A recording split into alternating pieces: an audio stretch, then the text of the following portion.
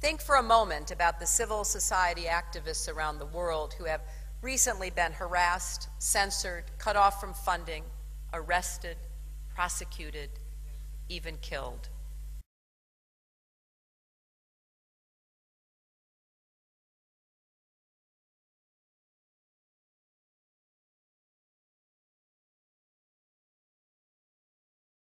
Do you have anything to say about the case of this Palestinian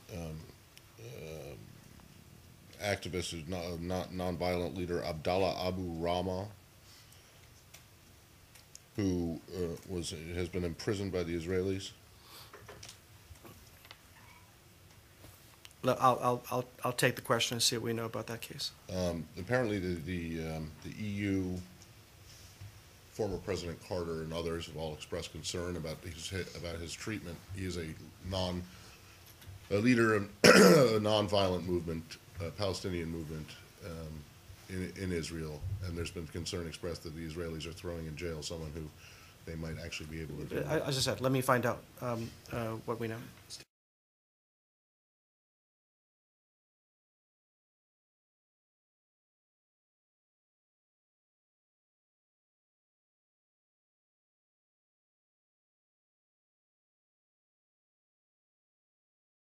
Go ahead.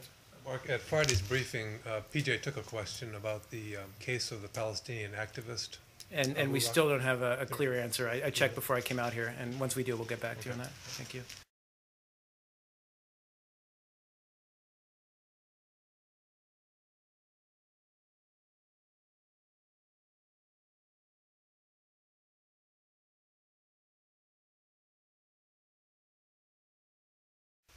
Oh, I have one more on the Middle East, not peace process, though. Did you ever get an answer to my question from last week about this Palestinian peace activist being jailed? I haven't yet got a satisfactory answer.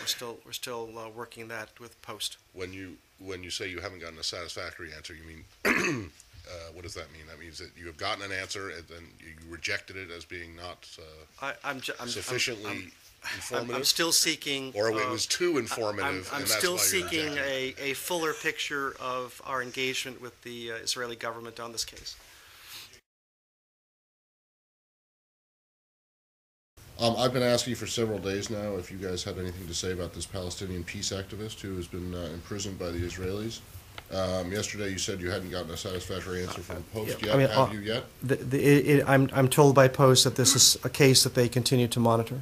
This is a case they continue to monitor, so that the United States doesn't feel any, the administration doesn't feel any compunction to speak out about this, as your other other members of the quartet have done.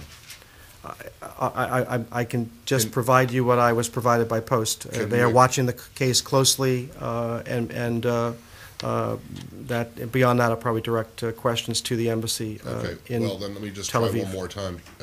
one more time to shake something loose from them through you, which is, what does that mean that they're monitoring closely? I mean, you monitor the weather in Beijing closely. What does this mean? Why is it beneath the United States to come out and say something about this person who's a practitioner of nonviolence? Again, I'll defer the question to the embassy in Tel Aviv.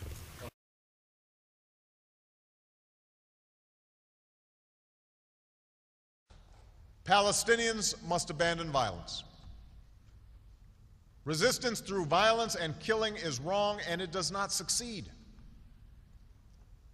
For centuries, black people in America suffered the lash of the whip as slaves and the humiliation of segregation.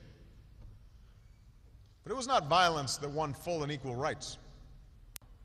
It was a peaceful and determined insistence upon the ideals at the center of America's founding. This same story can be told by people from South Africa to South Asia, from Eastern Europe to Indonesia. It's a story with a simple truth. Violence is a dead end. It is a sign neither of courage.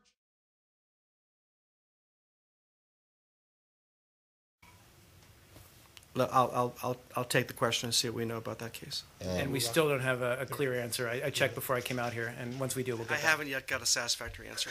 We're still seeking a fuller picture of our engagement with the Israeli government on this case.